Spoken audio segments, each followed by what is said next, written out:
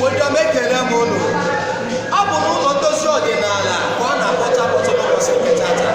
Nke onye siri ya biko sere na ọ bụ na Center for Igbo Heritage nke dị na Nnewi nke a na-akpọta n'ụbọchị nke tata bụ ebe anyị nọ.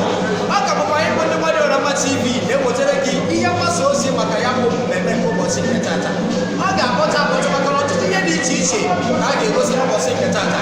Dịka anya na-agba nkiri, ọtụtụ ihe gosiri iche ka a ga-egosi, ọtụtụ ihe ọdịnala dị iche iche, ọtụtụ ihe mmemme njirimara ndị Igbo dị iche iche ka a ga-eme n'ụbọchị nke tata.